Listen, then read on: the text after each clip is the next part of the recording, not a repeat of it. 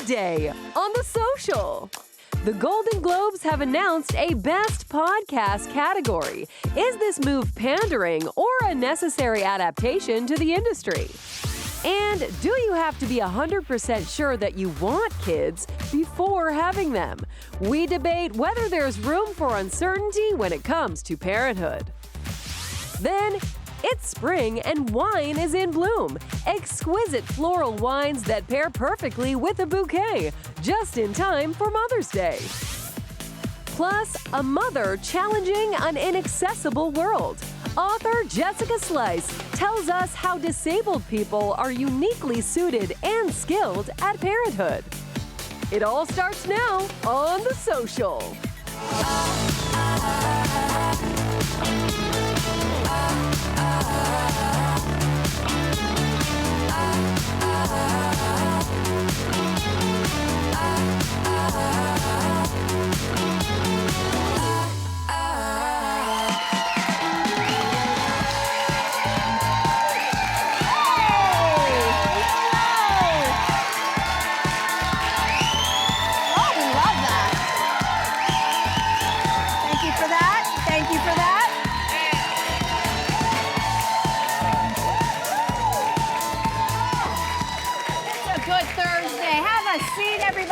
Happy Thursday, everybody. We'd like to welcome back to the panel the host of NSL on TSN and The Social's Mom Life Crisis, Kate McKenna, who is back. Welcome to thank you. And we are so thrilled to have him back. Also, music and TV icon Kardinal Offishall. Welcome. Hey, good to be here. Oh, there's a lot happening. Listen, a new pope has been chosen. And so no doubt, we're going to wait to get all the details, and no doubt we'll be talking about it on the show tomorrow. So please make sure you tune in to tomorrow's show for that. Today, we are going to start with the news that the Golden Globes are adding Best Podcast as a category in the show beginning in 2026. What do we think about this? And it's a big deal because it's the first time that a kind of a major award show is adding a podcast category. And Golden Globes is big time. So what do we think about this move? I love it. I love it. Yeah. I mean, Golden Globes are big time, podcasts are big time. Like, you got to hear this stat that the Globe cited. A recent data point estimates that the global podcast audience will exceed 600 million people within the next year. Wow. And I can speak, for me personally, podcasts have usurped a lot of the radio I listen to, a lot of the TV, and there is this blurring of lines now between podcasts and television. Yeah. YouTube is actually the most popular podcast platform because podcasts these days, a lot of them are recorded for video. 1000%. So you're seeing a blurring of lines anyway. Why not recognize the hard work? Why not recognize the production? I don't see anything wrong with it. What do you think, Cardi? I think what's interesting is that many moons ago, I stopped listening to music in my car most of the time, and I find it extremely calming to listen to podcasts all the time. Yeah. So this became a part of my everyday, I'd say within the last 10 years for sure. So it's like, everything from, rest in peace to Combat Jack, all the way to one of my favorites is Trevor Noah right now. His podcast is super amazing. Yeah. So I'm a big podcast person. Yeah, you know what? I think this is a great idea, and I think the other award shows should also follow suit. The Grammys, the Emmys, because let's be real, the media landscape has changed so much. Just last week, we were talking about the fact that YouTube has celebrated 20 years. Yeah. And I think the reason why a lot of these award shows have such low ratings is because people are not watching these shows. They're watching other things. So why don't add those categories and bring that audience in? And I also just hope that if they're going to do this, I hope that they don't make this a popularity contest. Yes. My fear is just going to be the Joe Rogans and Call Her Daddy. I hope they have different categories and certain criteria for you to win. Because as we know, everybody and a mama has a podcast. And hopefully, if they have criteria and there is a Golden Globe to win, people will be more conscious and more thoughtful about the content that they put out there. So I see it as a win-win. They should have done this 5 years ago, actually. Yeah, I agree. I think it's the evolution of media. Just like once upon a time, there were never Netflixes and streamers and craves in the world, and now we stream everything. So you had to really start to bring them in a very real way. Otherwise, you're going to lose viewers and never get them back. I love that you brought up what is the criteria, because there are literally hundreds of thousands Yes. of podcasts, right? So how are they going to determine who gets in?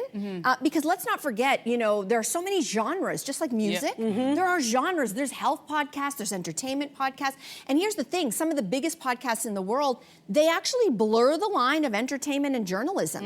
And some of them are so big, but that doesn't mean that they are without controversy. So for example, Diary of a CEO with Stephen Bartlett, he's one of the top podcasts in the world, and he's really, really, really big now. The problem is the BBC just did this huge write-up and investigation that the problem with his show is that he is peddling medical misinformation.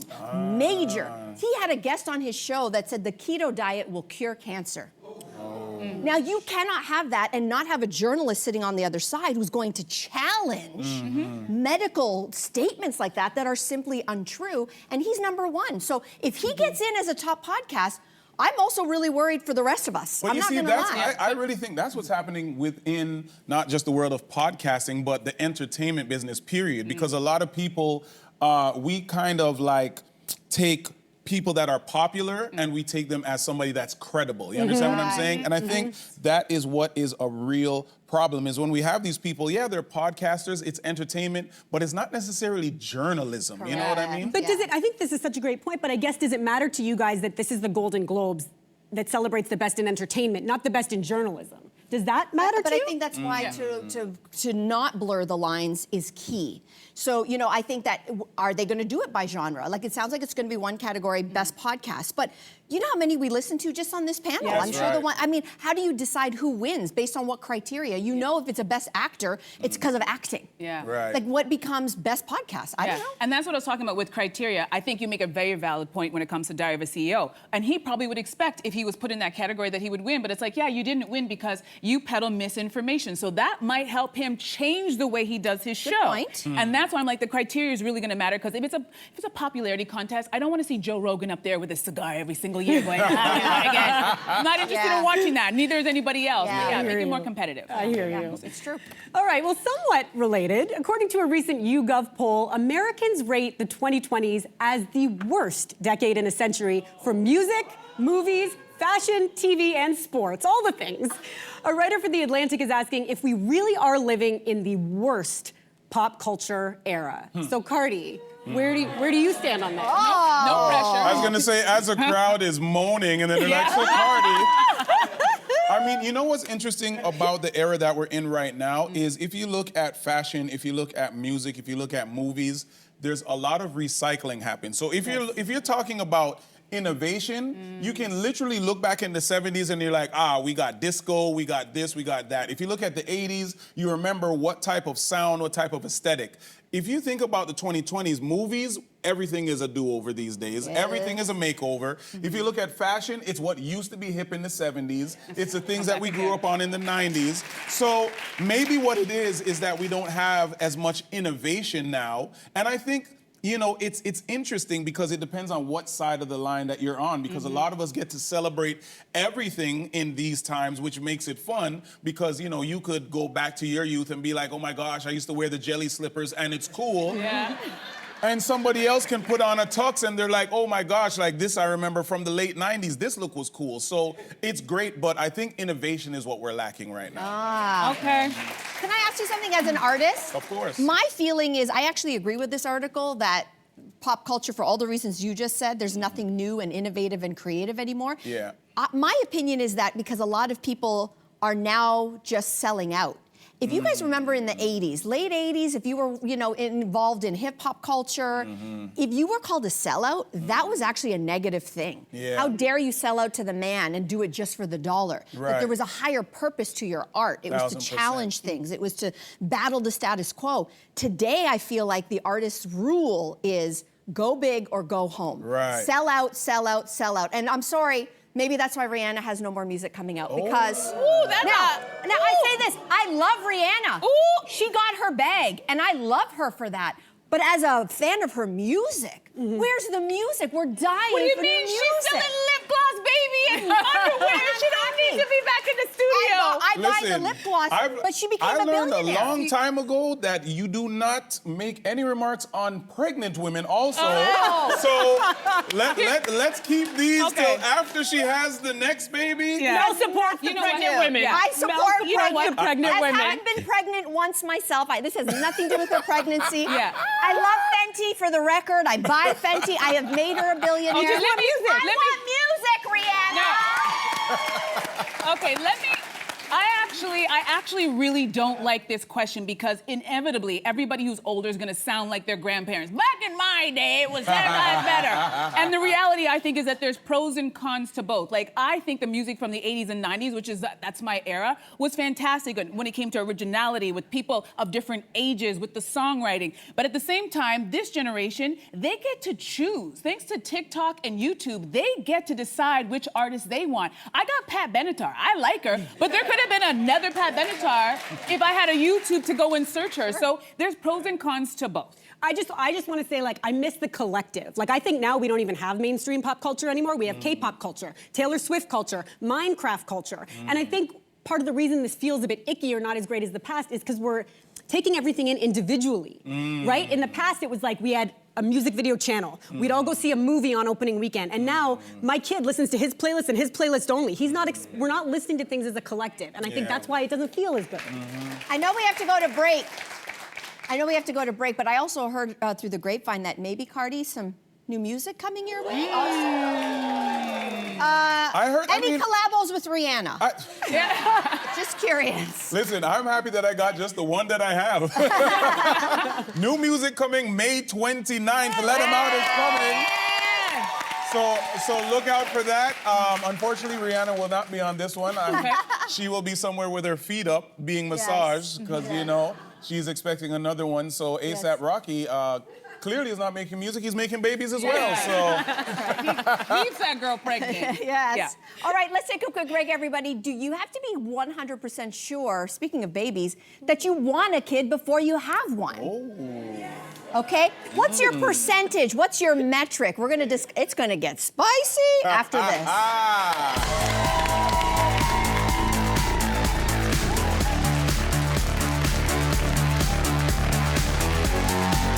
Tomorrow on The Social, Canadian actress and comedian Caroline Rhea tells us how she balances motherhood and stardom and why she identifies as a witch. Next week on The Social, Oh, Canada! From music and food to culture and tradition, where to go to experience some of the best multicultural festivals in the world.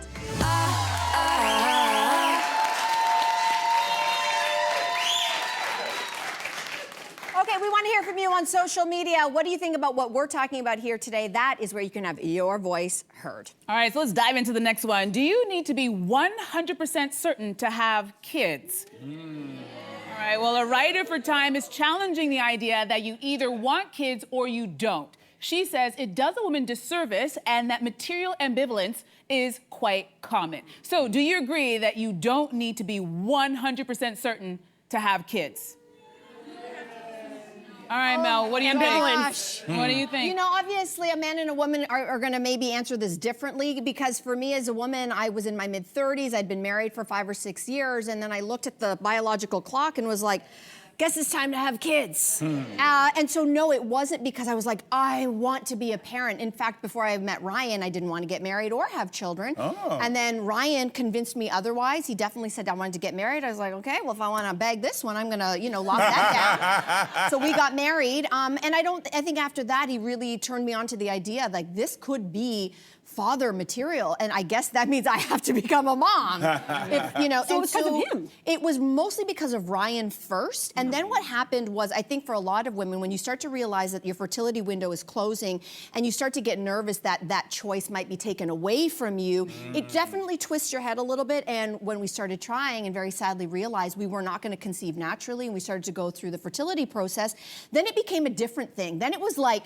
I want something, and damn it, I will get it. Yeah. And it wasn't even just about becoming a mom. It was like, I thought this was like what my body's supposed to do, and it's betraying me, so I should just do this. And I took it on like a project. And then I will say this very honestly, of course I was thrilled when she got here, but then I just went, oh my gosh, now what?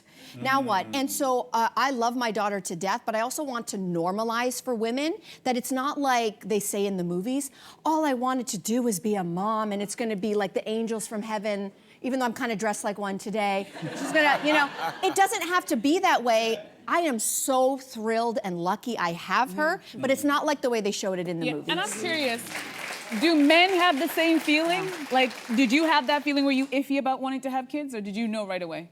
No. I mean, I think for me, it's a totally different perspective because I could want kids all that I want, but, for me, it's like I have to procreate with a woman, and, that's kind of the process. But I think, what's his name? Andrew Schultz kind of normalized the idea that a lot of times it's not actually the woman. A lot of times it's the men to where his boys don't work. Yes. You know what I'm saying? And that is a real thing that a lot of men go through as well, to where they might want to have kids but may not be able because a lot of them, I don't know if you can say sperm on TV, Yes, you but can say sperm. okay, good. Sperm does not work. So that is a real thing for men too. That's a great point. Yeah. I'm glad you brought up the partner and the sperm, because I actually think that both people need to be 100% certain. And I know there's going to be women out there, and we work with some of them, who will say, I wasn't sure, and I waited, and now I love it, and I wish I'd started earlier. I understand that. For me and my partner, we have found raising kids to be tremendously difficult and to be earth-shatteringly hard for us in the sense that we feel like we're living on a planet now that we weren't living on before. Yeah. And we're slowly climbing our way back. But if I hadn't been 100% sure I wanted these kids, I think the regret would start seeping in, which is a normal feeling that no one talks about. So I feel really lucky that I knew, but I don't think it's worth playing around with. I don't think it's a risk worth taking if you're not sure, because it is difficult. Wow. Well, it's interesting that you say that, because I have the opposite opinion, only because I've talked to, I always knew that I didn't want to have children, by the way. But I talked to a lot of women who are older than me, and they all express regret. They're like, if I could go back, I would have a couple of kids. And I'm like, the majority of them have said that. And because they were kind of on the fence about it, and then they just kept on putting it off. And then when that window, something about when that window is closed, and it's no longer an option, and they bring that up to me because they were like, are you sure you don't want to have it? Because I felt that way when I was your age, and now I'm here, and I kind of wish I should have just had them. I think my kid would have been 29 by now, and I didn't do it. So I say, if it's in the back of your mind, just do it. Just do it. All right, you know because what? the regret, I've seen people with the regret. I do think, though, there are some adults that are not even capable of taking care of themselves. Oh, yeah. And as a parent, I think, honestly, like... Those are the ones who get married and have the most kids. Please. That's literally my point, is it's like there's a lot of people to where I'm like, who allowed for these people to become parents? And anybody that goes to, no disrespect, but anybody that goes and has to take their kids to school, and you see some of these other parents, you know that we wish that a lot of those parents, I wish that a lot of you guys out there said, I am not gonna have kids, because you guys are corrupting all the good children and all the good parents. So I need for all you guys to think about it 4 and 5 times before you do that. Yeah. Please. It's a big discussion. Good point. Big. All right, well, let's keep it moving, because Vox Sorry. investigated Sorry. dance floors across America and found that growing numbers of clubgoers no longer dance when they go out. Cardi, has the dancing stopped? What's going on here? It has, and it stopped a long time ago, and it is the worst ever. Now listen, I noticed this. I had a show in Dubai, of all places, and we went for sound check. And I remember I went and I was like, yo, where's the stage? There's no stage. What? And I was like, well, that's weird. And then I looked around, I was like, well, where's the dance floor? There's no dance floor. I'm so confused. A lot of times as artists, like outside of like doing arenas or stadiums or whatever, but like when you're doing shows, like say you go to the south of France, you go here, you go there, and you do these shows, it's all bottle culture. So people go out to drink, socialize, watch themselves on social media. Like, people don't go out to enjoy themselves and dance, and it is the absolute worst, especially from a performer's perspective. Because you go out there, you want to see the crowd dance and get into it and have a good time, and they're in like these booths, and this is the most that you're getting, and it's the worst ever. I think the dancing stopped the minute that people replace a drink with their phone. Yes. And they become a videographer to their own life, and they're more concerned about going to the event, not to have fun, but so they can tell people on their social media, this is where I am, this is who I'm with. I'm with Cardi. Hey, Cardi, say something. People are more interested in that, and that has killed the dancing. And if you're always performing, of course you're going to become very self-conscious. And if you're self-conscious, you know you're not going to do? Let loose on the dance floor and sweat your wig out. That's what's not going to happen. And that's the problem we have right now. Well, we absolutely do. I think that if you are somebody watching whatever generation and you think, where do I go to dance? Because people talk to me about this all the time, because I am still clubbing. I will be clubbing to the day I die. Then the way to do it, and you know this, and I think it kind of started after the pandemic, there are still a lot of old school parties, because the old school parties are the only ones where people are still dancing, because we remember how good it was. We remember what it was like to have what they call dance floor therapy. So to me, I think you got to go back in time, because today's culture, when they say, I'm going to miss out on something huge, you are missing out on something huge. Remember the basement parties where you would lean against that drywall? That's right. So, find the old school parties and you'll find us dancing there. That's what's happening. Anyway, let's take a break, everybody. Would you walk out on your date if they were 15 minutes late? Okay? I'm out of here. Yes or no? We're going to see where we land after this.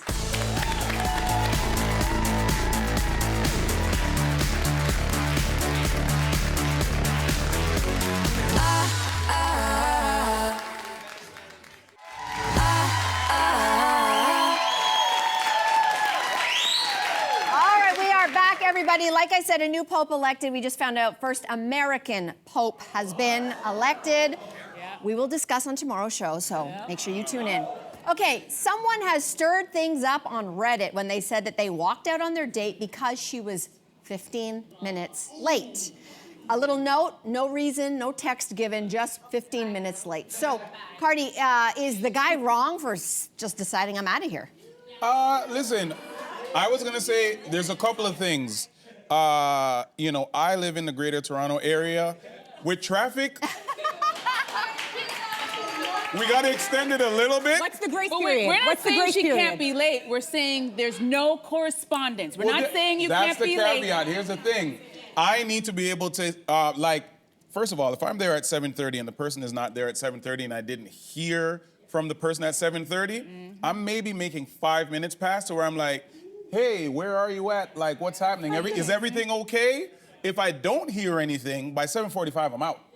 So I have to have, the thing is, especially if it's a first date and you're like communicating poorly from the first date, that's like several red flags at the same time. Like, I'm out. Party. See, if this was a deal breaker for me, I wouldn't have met my husband. He was 15 minutes late on the first date, and I didn't care because I wanted to be met with this. Like, if I was 15 minutes late, and we're at a Raptors game downtown Toronto, I would want him to meet me with some grace. So I'm okay with it. And then he later told me that the reason he was late is because he was going to be early and realized on the way there he was wearing the same shirt that I first met him in. And so he was embarrassed and wanted to change. That's nice. Like, if we're so worried about perfection when we meet someone, we're never gonna meet someone. He didn't say anything? It was 15 years ago. I don't totally remember. Okay. So he may have said, I'll be there in a minute. But even if he hadn't, it wouldn't have changed my mind. You would have been all right? Totally.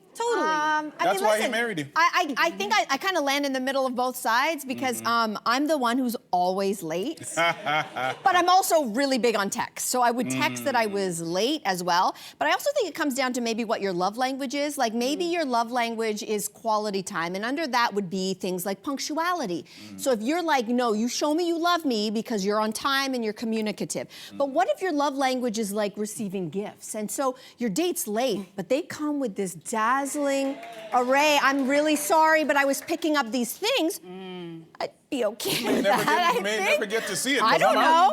I don't Yeah, know. thank you. Right? You never get to see with- those gifts. I'm with you, Cardi, because I think I would leave, and I think this guy was right to leave, because we all know, especially if we made this date on this little technology we all have, the same one you can use to let me know you're going to be late. Because at 8:20, you knew you were going to be late. At 8:25, you knew you were going to be late. And the fact that you don't have the respect to let me know that, as you know that I'm sitting in a restaurant waiting for you, is a deal breaker for me. And I also feel like me sitting there, staying there, and waiting for you without any correspondence, I'm teaching you how to treat me, which is you can do whatever you want, you can saunter in whenever you want, because I'll be sitting there and I'll be waiting, and I am not that girl. The man that I want is 10 minutes early, and he has flowers, and we don't have this discussion. I am reasonable. I know there's traffic. I know people can be late. I know you want to change your shirt, but you correspond with me, baby. I'm not mind reading, and I'm not sitting around waiting for you, especially a first date, because I know a year from now, this is going to be the thing that we're fighting about. I'm waiting for you again. Why didn't you call me?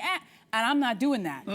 I'm not doing it. I don't know, but listen, we had this discussion around the office, the most divisive conversation we've ever had. Never mind this American Pope. Everybody's up in arms about waiting for 15 minutes without any correspondence. Trust me on this one. Need to have the communication. Yeah. It's a must. It's a must. I'll tell you what else is a must. Watching as Canada's Got Talent starts to wrap up Oh, for yes. another season. Oh, It yes. will be wrapping its season next week, which is May 13th. Tuesday. And Tuesday, May 13th. Contestants, in case you didn't know, they are competing for $1 million prize. Wow. So, Wait a second. Cardi, what are you most excited about for this year's finale? This is huge. Yeah, I mean, listen, I'll tell you this. My golden buzzer actually made it into the finales.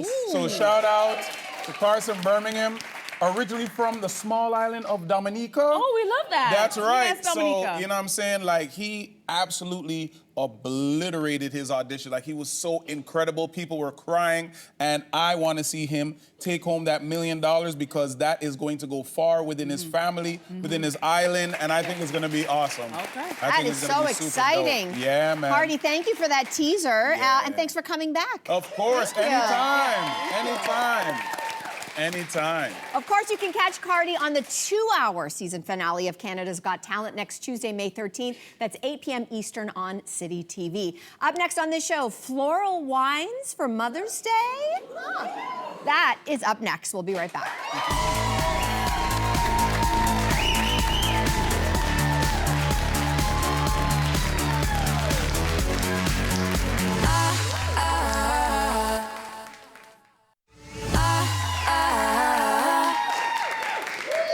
Welcome back.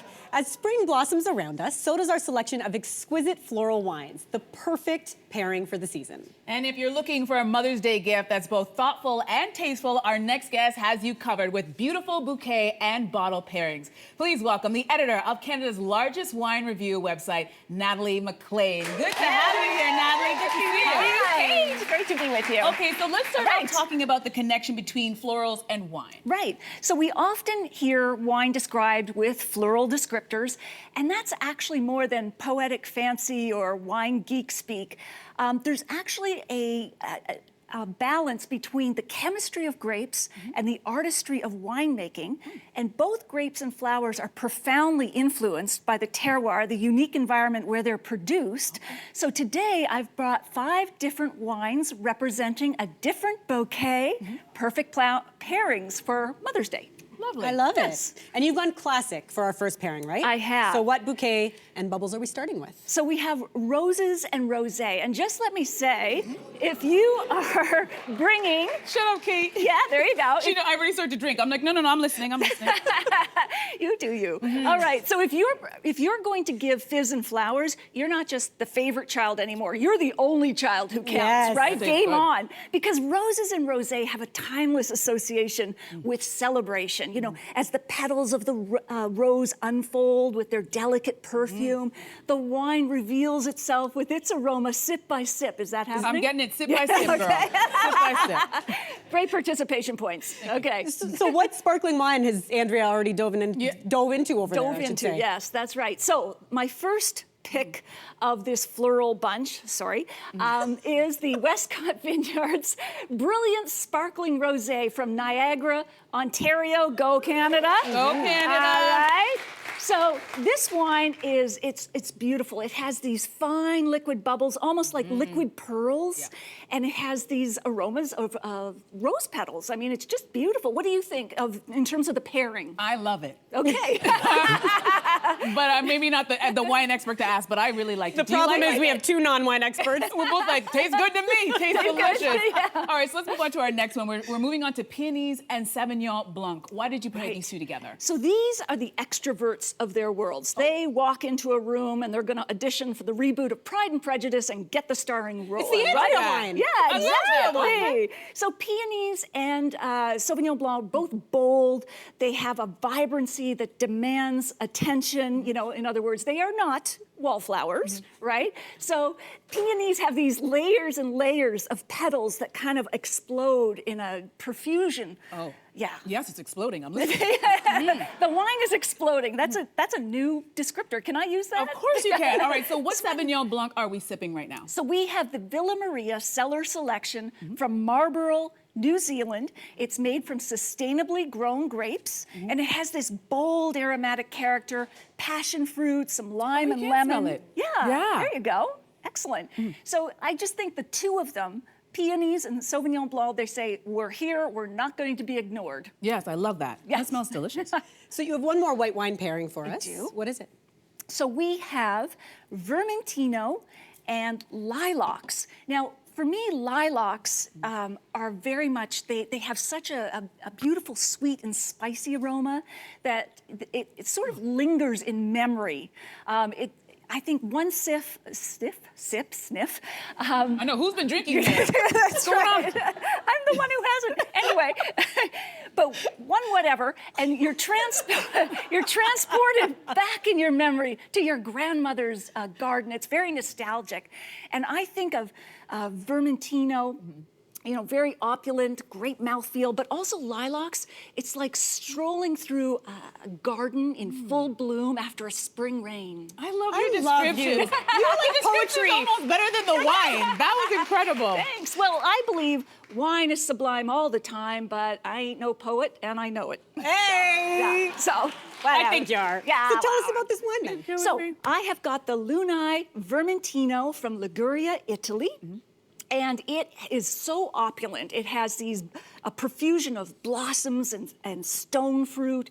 It's just, it's juicy and mouth-watering.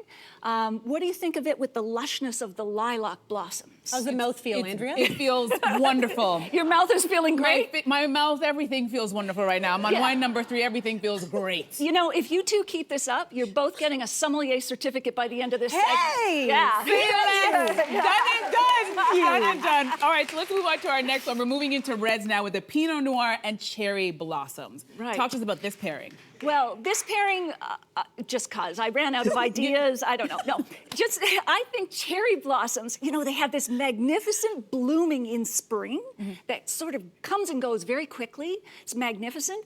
Pinot Noir is known as the heartbreak grape. It's very temperamental. So in other words, these are both high maintenance divas that are so worth the trouble. We found the U wine. In my We direction. found the U wine. Melissa's backstage.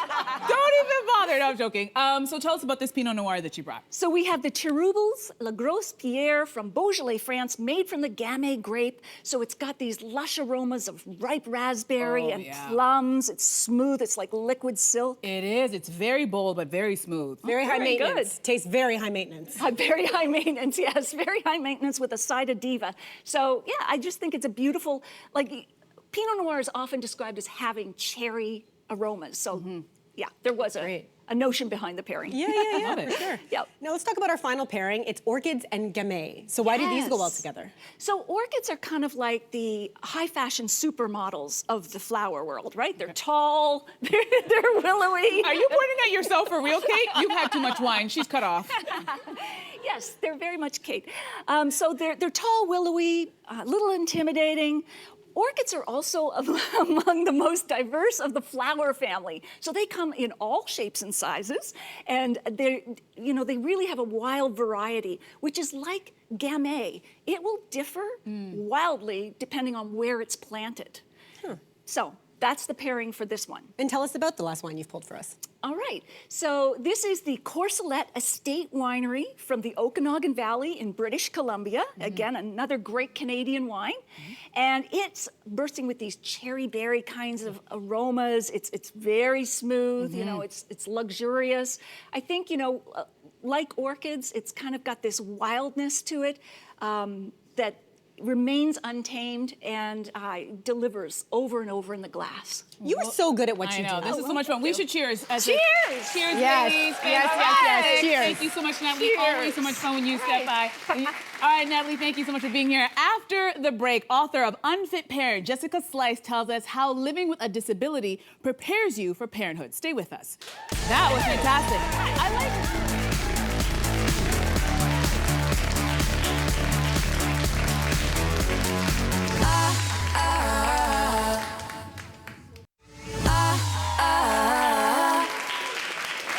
Welcome back. Well, raising kids is hard, and you might assume that it's even harder when life has thrown some additional challenges your way. Well, our next guest says that disabled people are in many ways uniquely suited and skilled at parenthood, and she's here to tell us much more about that. Please welcome to the show the author of Unfit Parent, a disabled mother challenges in an inaccessible world, Jessica Loyst. Welcome to the show. What a great title, and congratulations on the book for starters. It is full of thoughtful insights and really, really important information. We're going to get to all of that in a second, but first, tell us a little bit about your story and your journey to becoming a parent. Of course. So I have this kind of like before and after story. I was not disabled and I was extremely active. And then in the course of one day when I was 28, I got heat exhaustion and that triggered a neurological condition. And so I went from running 7 miles one day to the next day being stuck almost entirely in bed or in my wheelchair. And I'm 42 now, so it's been about 14 years. Wow. And then when I was 34, my then boyfriend, now husband, and I decided to be foster parents. We had an extra bedroom and felt like we could provide that for a kid who needed it. And then we unexpectedly were called about a newborn. And so we started fostering her and adopted her about 18 months later. And then last year, someone we love very much was a surrogate for us, and we had our second baby about a year ago. Wow. Well, your family is gorgeous, but I'm curious, did your adult onset disability make you question your desire to become a parent? You know, you would think so, but for me, I was such a perfectionist and so hard on myself that before I was disabled, I didn't want to be a parent because I thought I would treat my kids the way I treated myself. And I thought I wouldn't be a good mom for that reason. And then when I became disabled, I really, reckoning with how fragile my body is and how unpredictable life is, I actually found my way to liking myself. And so it was actually becoming disabled that made me think I was good enough to be a mom. Wow. That's profound. So this book gives readers a clear portrayal of what life is like as a disabled parent. What are some of the things that you deal with every day that people probably aren't even aware of? So before I used a wheelchair, I just thought I saw ramps everywhere and buttons to get indoors, but they actually aren't that many in that many places. And there's so many spaces I need to go that don't have elevators. You know, I can't go to most of the birthday parties my oldest kid goes to. I haven't been able to enter a lot of her school buildings. You know, the whole world is just this like obstacle course. And she's so aware of all the places I cannot go. And that's something I really wasn't aware of. And then I think the other is this sort of being a spectacle, that when I'm out in the world with my kids, I can see people looking at us. You know, the baby will be on my lap and my daughter walking next to me, and I can just tell that people are like, what's going on there? Yeah, I can imagine. I can imagine. Well, disabled parents also face significant discrimination when trying to grow their family. Can you talk a little bit more about that? Yeah, of course. So a lot of fertility doctors are hesitant to treat disabled people. Actually, a lot of OBGYN offices aren't accessible. Disabled people, depending on their educational setting, don't receive the amount of sex ed. So the discrimination starts really, really early. And sometimes disabled people are counseled against having babies that share their disability if it's genetic, which I think is a really tricky thing to advise someone to say having another person with your life is not a good idea. No kidding. No kidding. I was so surprised to read that in your book. And something else that people might find surprising is that disabled parents are far more likely to lose custody in the child welfare system. Yeah.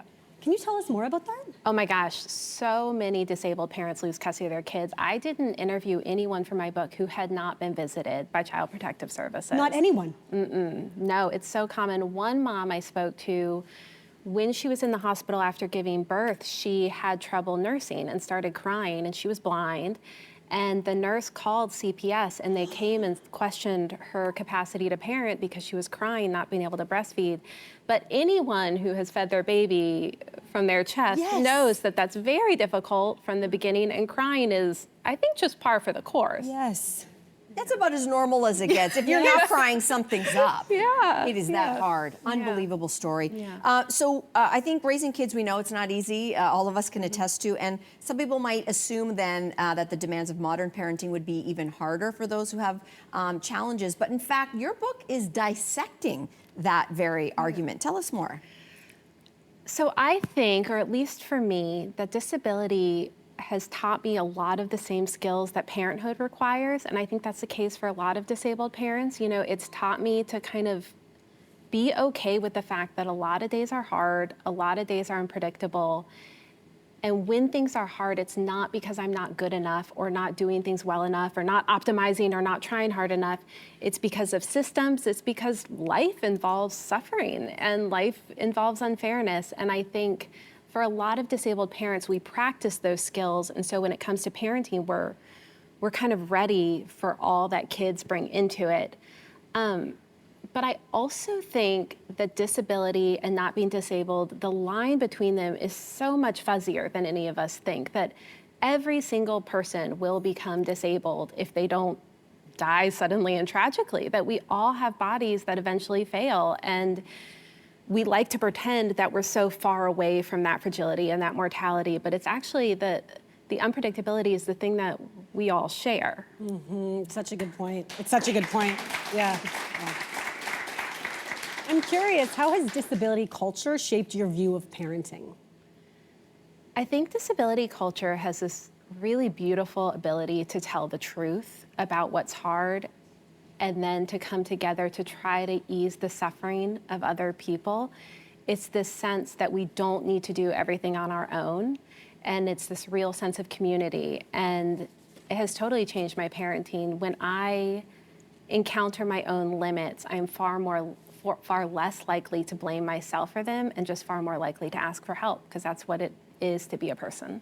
And that's a lesson so many of us could take, so many moms could take.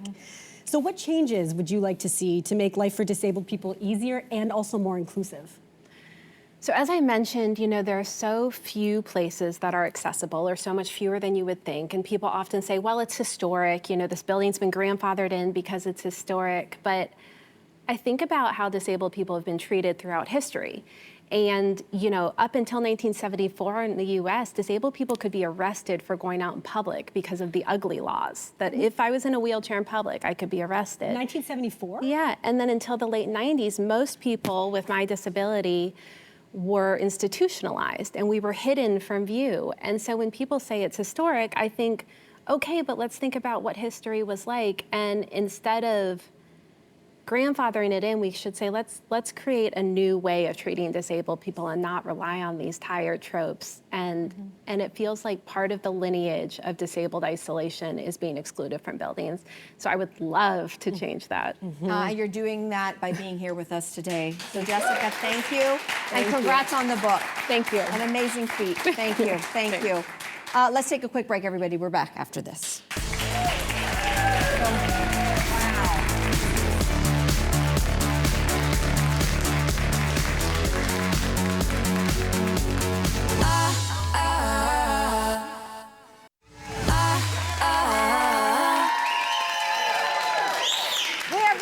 Tomorrow on The Social, Canadian comedian and actress Caroline Ray is going to be here.